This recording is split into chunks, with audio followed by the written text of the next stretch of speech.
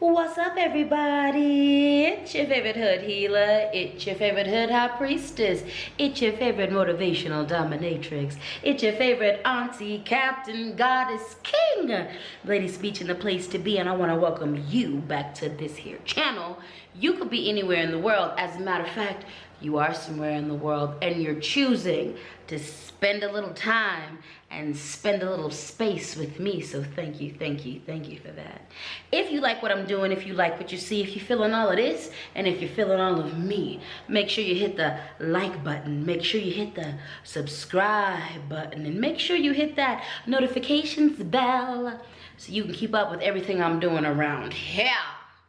Now, let's get into today's video, shall we?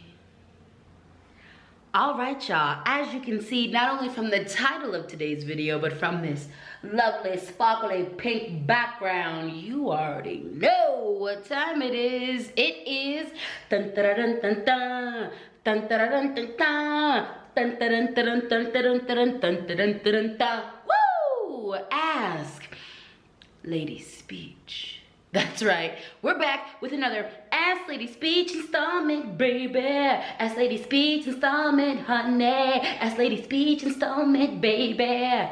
Y'all seem to be enjoying this segment, and I am having such a great time doing it. So let's handle it. Today's question comes from TikTok, shameless plug. If you are looking for quality content to observe, to watch, to engage with, go ahead and do not be afraid. I cordially invite you to follow my TikTok. That's right, you see it. My TikTok is Lady Speech Sankofa. Go on and run over there and follow me, baby, because we're having a good time over there. We're having a good time over there, my sugar honey dumplings. And y'all are asking me all the questions, so let's get into it. Back to the question at hand, okay? Now that we've taken care of that. This question comes from my TikTok, and the question is, can one, black or otherwise, study the historical practices of voodoo without actually engaging in the practices of voodoo? I hope that makes sense. Let me read the question again. Can one, black or otherwise, study the historical practice of voodoo without actually engaging the practices of voodoo? I hope that makes sense.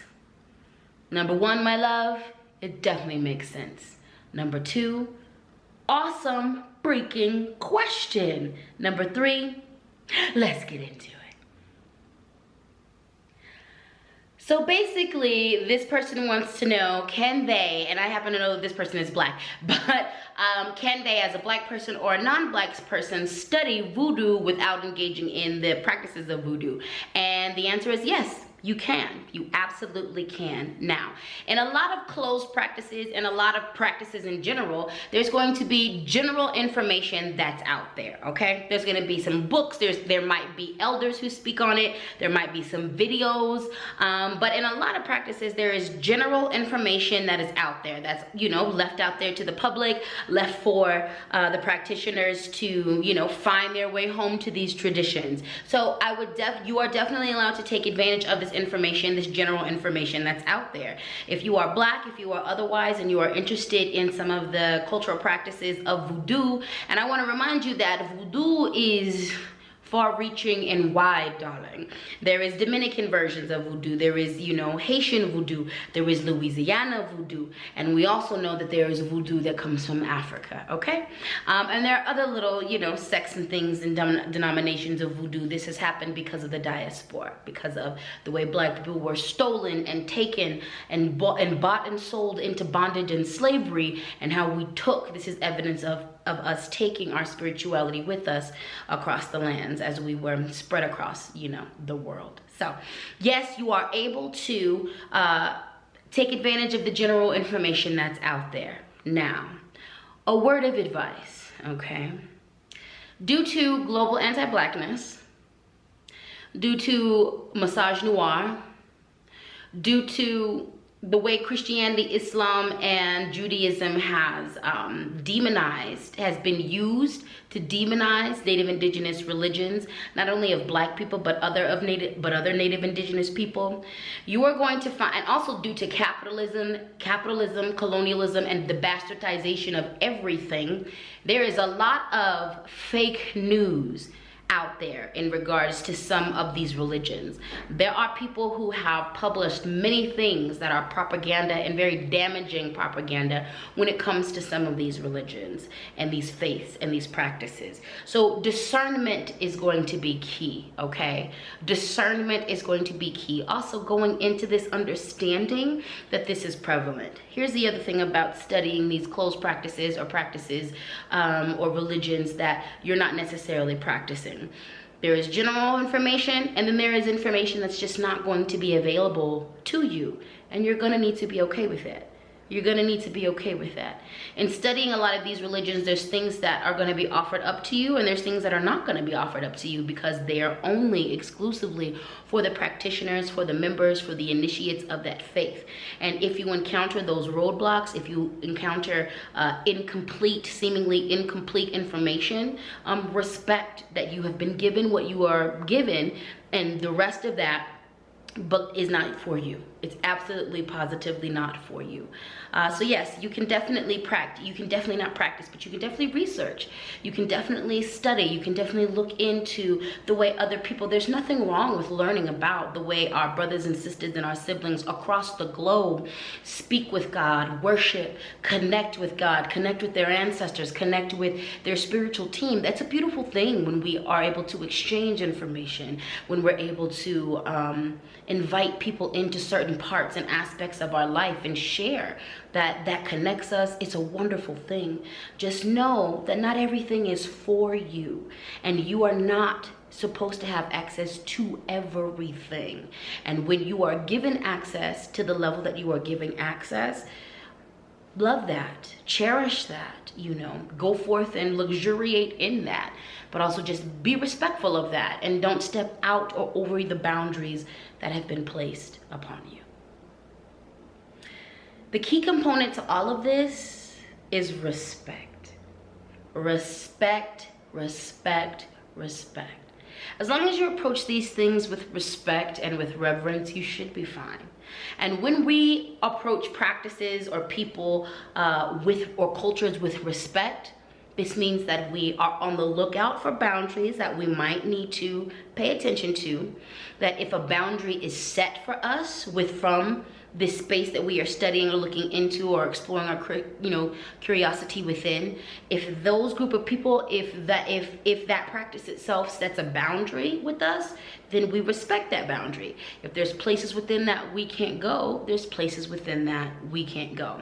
I think about how it's kind of like the same energy or the same example of when you go and you tour historic places.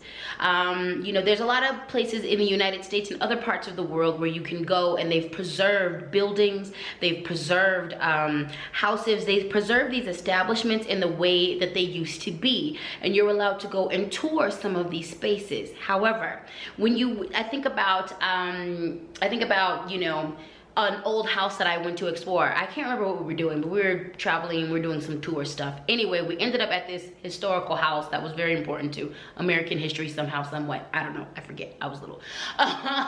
Anyway, they preserved the house. It looked great, but you couldn't go past a certain boundary, So take, for instance, when we walked into the bedroom was set up in an old-timey space, but they had a barrier around like the bed in certain parts so you couldn't touch it. All right, so it's the same type of thing. If you are invited into the house, if it's made available for you to come and see it, to observe it, to participate in certain ways in it, then go and do that. But if there is a boundary saying don't go past this line, then do not go past that line. Respect, respect, respect is key.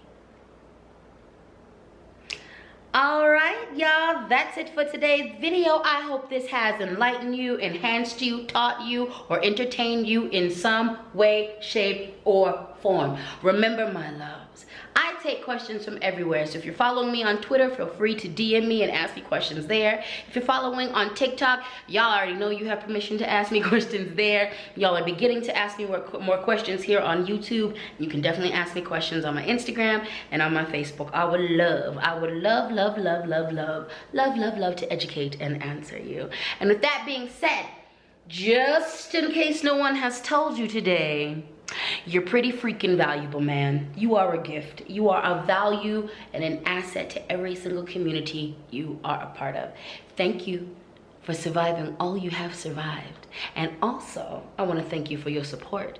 Thank you for watching this video. For those of you who have liked, thank you for liking. For those of you who have subscribed, thank you for subscribing. For those of you who put them notifications on so you can get to my videos fast, thank you for doing that. And for those of you who haven't, this is your invitation. If you're feeling this, if you're feeling me, if you like what I'm doing, if you like what you see, make sure you hit the like button, make sure you hit the subscribe button, and make sure you hit the notifications bell so you can keep up with everything that I'm doing over here. Remember, my sugar honey dumplings, I'm here for you. Anytime you press play, anytime you press replay. And I'll see you in the next video. Peace.